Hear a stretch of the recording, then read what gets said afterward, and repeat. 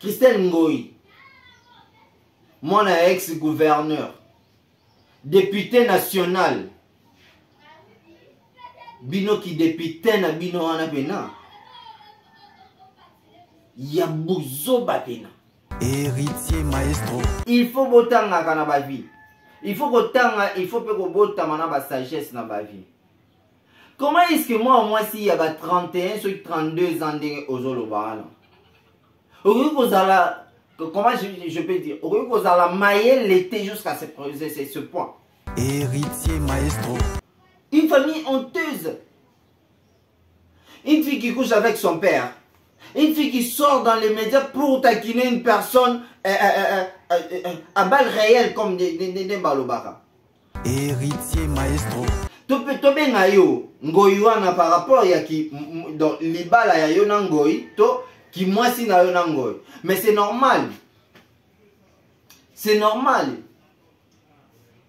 Surtout lundi pe na nenga bachiba ona bino na bani na bino wana. C'est normal que tu sois comme ça. Mais moi je conjure à ton père de te rééduquer, de te faire rentrer sur les rails. Et j'implore ton père à te redresser sur les rails. Sinon comme ça avec cette allure, tout le monde a jour nous sous 4 lui se forme la vidéo et tout le monde m'a papa monaka keba. Et surtout biso doit pour ça au monde en hauteur. Oui hein. Oui, yo so mona ya papa, biso doit pour ça au monde ya yote. Voilà, dans le cadre kaka ya kosunga bana mboka babi ba congolais nyonso tout bazali partout dans le monde entier ozali kolanda biso toyeli yo siko sango ya malamu awa na kati ya HM Télévision toyeli yo Gavker ezali eyeli biso bakisi ya malamu, bakisi ya makasi, bakisi ya kitoko, bakisi oyo kosunga biso pona diabète, pona tension, ozala posa ya ko perdre poids pe, ozala posa ya ko perdre poids, bakisi na biso, ba ser na biso to ba papa biso bazala libu munene bon ba graisse to mama za munene mingi, donc ozala posa ya ko perdre poids.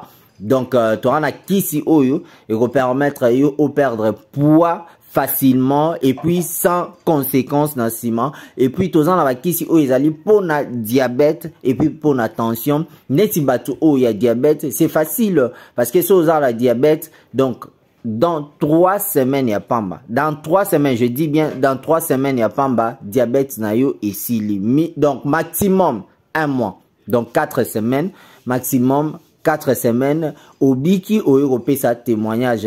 Et surtout, bateau, bah, on a diabète, bah, ça a peine un mois problème, il y a pancréas, tant sous pancréas, et ça, sous bien, bah, qui s'y n'a bis, les gens qui sa pancréas, na normal. Donc, au bipena normal, au commis ko fonctionner na yo normalement, ndenge balobaka, awa, na Gavker. Gavker, ils ont présenté biso, bah, qui si o, ezali naturel, ezali chimique, te. Bakisi o esalemi na ba centre pharmaceutique soit ba usine pharmaceutique ya mindele mais sans produit chimique te mais ezali naturel.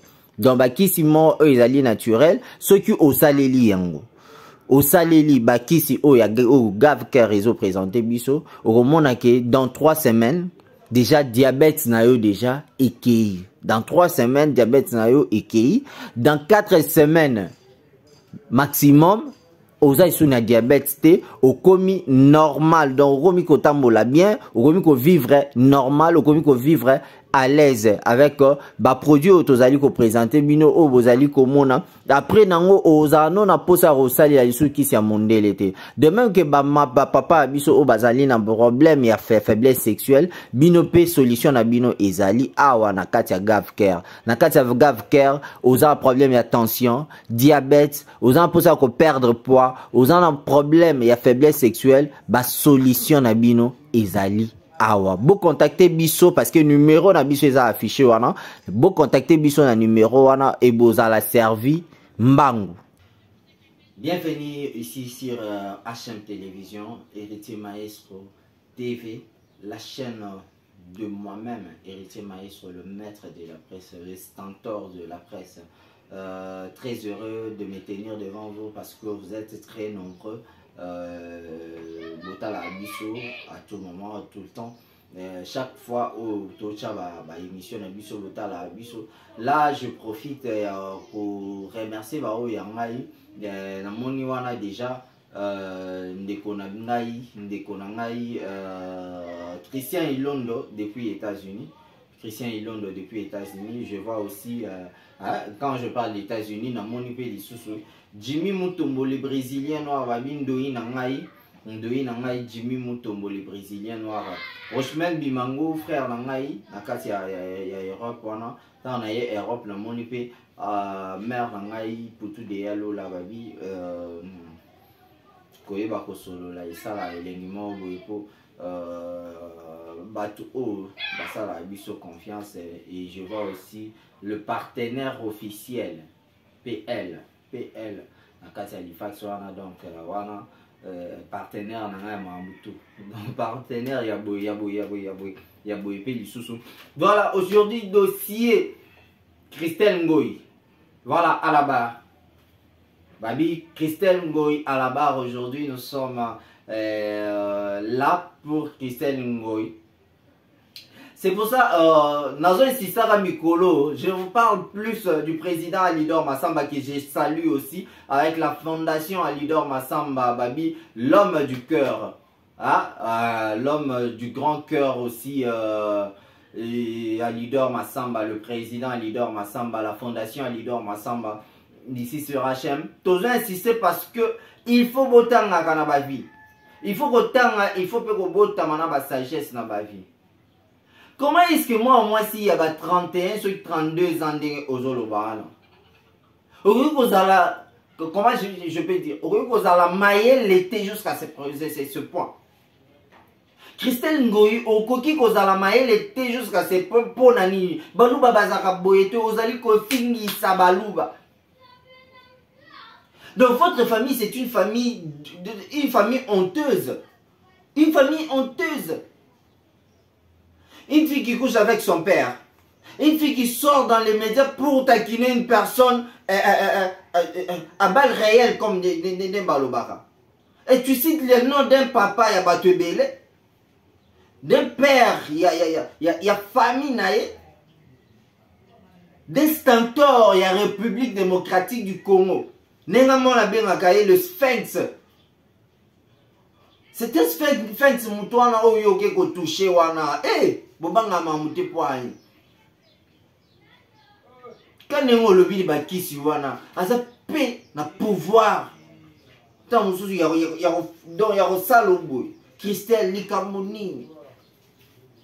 Christelle Likamonini. Yango bakisi yango oke ko simba na Chine on est commis et belicieux libo matina niveau o tondeni to sengelo na bolimbi c'est pas wera. To sengelo na bolimbi c'est parce que on y so wera telemi. Na yo, na papa na yo. Bois eloko te liboso wera. Boze eloko te baluba nyonso tu boya bena bokota pe na baluba. Quand vous voyez ce genre de filles, tu as beau, ça la déclaration à beau internet. Et ça binonde nini. Et ça binonde nini. Pourquoi pas côté les mélabango? Là je suis en direct. Je suis en direct et je parle. Christelle Ngoyi, mon ex-gouverneur, député national. Bino qui député na bino wana pena. Ya bouzo bapena. Et ça s'entend même pas le courage. Il faut le jeune le roi Bisso Boito postuler. Parce que nous allons nous retrouver dans un secteur où il y a des gens, des immatures comme vous, Christelle. Comment sortir dans les médias et citer le nom d'un grand papa comme ça pendant que tu n'as pas... Quelles sont les preuves? Christelle Bilisa la biso na ba preuve oyo wera ke na o mema mobali na yo na China ki kosimbise bakisi. Wera komi nganga, wera komi chinois, akomi indien, to akomi nani? Akomi nani, Christelle? une famille honteuse. On dit ma famille na mboka na bino kuna bakasai. Donc ma famille nyo surtout bakoki kozala basala ba bêtise na vie. Mais famille na bino eza donc famille moko ya soni eyoki sa baluba soni à tout moment. Kaka na famille wana kaka. Nde famille oyo kaka bi yo.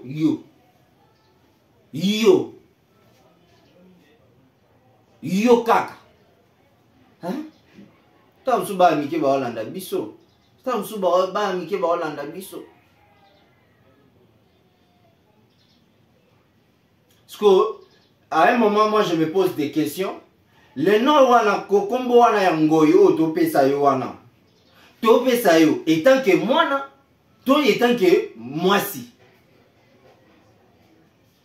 To benga yo ngoyi wana par rapport ya ki dans libala ya yo na ngoyi to ki mwasi na yo na ngoyi. Mais c'est normal.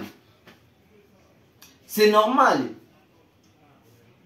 Surtout lundi pe na nenga bachiba ona bino na bani na bino wana. C'est normal que tu sois comme ça. Mais moi je conjure à ton père de te rééduquer, de te faire rentrer sur les rails.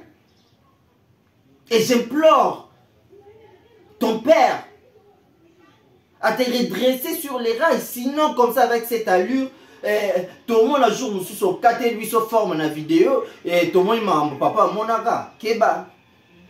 Et surtout biso doit pour ça au monde en hauteur. Oui hein. Oui, yo so mona ya papa, biso doit pour ça au monde ya yote. Biso doit pour ça au monde ya yote Christelle. C'était le nom d'une personne en virtuel. Maman baloba ngota msusu ozali ko quoi pour netira boya ata bozwira bokangisi nga vidéo eza na internet na ko kende na jina bino vidéo oyo asalaki accuser papa ya batu yango yanga na inde ko pese conseil ko senga na papa na ye que papa éviter que tout mona biloko oyo yo mona ya mwana yo éviter benda e matoi mboka oyo eza ya bino te mboka oyo eza ya biso tu eza ya wera eza ya eloba ata wera nsoni ye moko oni wera ta mosusu akobimane te bomonaka 2-3 jours après donc bozwi elumbe ya osakaka te parce que ata kuna na mbujimai na bino wana bafani ya wera baza tala ebele bafani ya wera baza tala ebele na mbujimai wana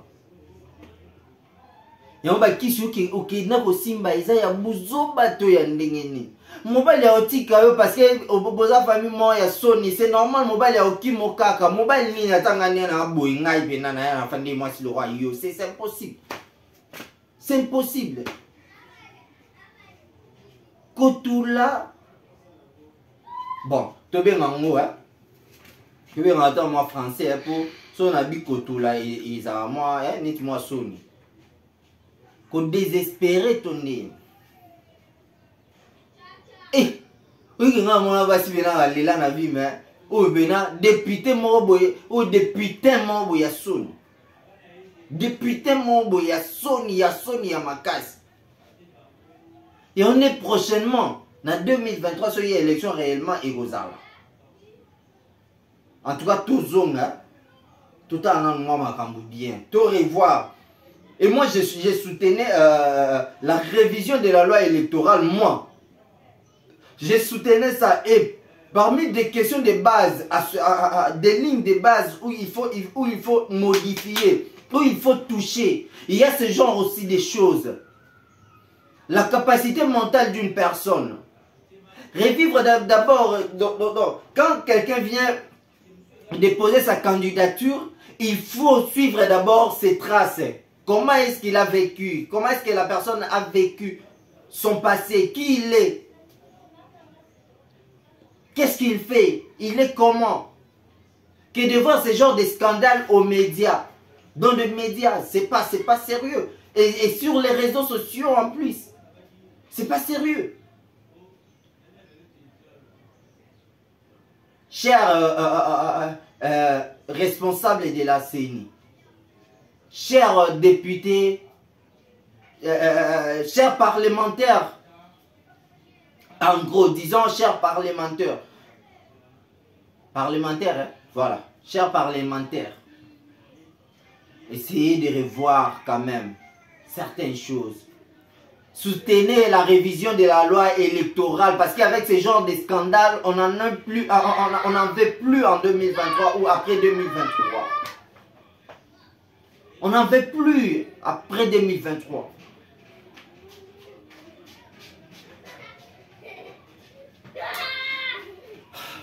Président Alidor Massamba.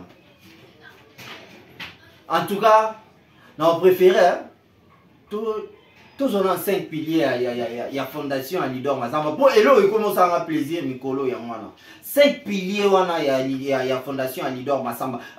Fondation Alidor Massamba, et c'est basé sur quoi? Boyoka. Pour vous comprendre que ce genre de choses, ça fait. Donc, avec ce genre des initiatives, la Fondation le quoi, Alidor Massamba Boye, na Congo, surtout ça, na Congo, makambo ifandi na mboka. La président Alidor Massamba. La Fondation Alidor Massamba se résume en 5 piliers. 1. Promouvoir la nouvelle citoyenneté et le changement des mentalités pour faire du Congolais le premier investisseur et protecteur de son pays. 2. Réhabiliter, moderniser des écoles et construire des centres de formation technique en vue de promouvoir l'éducation pour tous, en particulier pour la jeunesse. 3. Réhabiliter, moderniser et équiper les centres hospitaliers pour l'amélioration des conditions sanitaires des Congolais. 4. Promouvoir l'autonomisation de la femme congolaise par la formation et l'accompagnement à l'entrepreneuriat dans l'agro-pastoral, la coupe et couture et d'autres domaines techniques. 5. Promouvoir l'épanouissement de la jeunesse par la création des centres de formation sportive, l'encadrement et promotion des talents. Le développement du Congo n'est pas l'affaire d'un seul homme. Nous n'avons que le Congo pour nous défendre et le Congo n'a que nous pour le défendre. Est-ce que moi, on dit bien?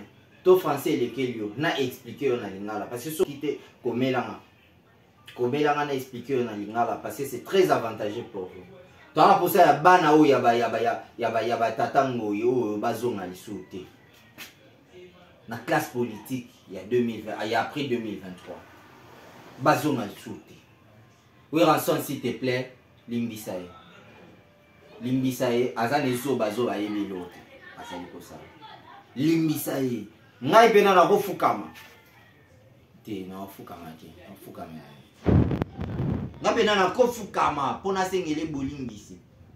Parce que obina apena donc sans esprit donc maman na sans esprit à osakanati. Petit que il est temps, il faut zonga. Aya s'excuser pas papa wana. À s'excuser pas papa wana. Oui raison. Elle doit s'excuser devant Werason. Sinon, je dois sortir encore. Parce que quand on a dit Maturo et ça a ponaillé la binosco, ma matière, il y a bien taillé. Bouta Abasia Pemba. Bouta Apena Basia Pemba. Vous faites un bossa na bino diamant. Ça bino diamant, boyebi na bino monde internet, c'est boyebi na bino Congo te. Boyebi Kinshasa te. Oh là là. Voilà. Merci. Tokota imbala ici. Bye. Oyo yo o simbi. Oyo ako simba nani. Oyo pamboya pambola misolo. Oyo oponya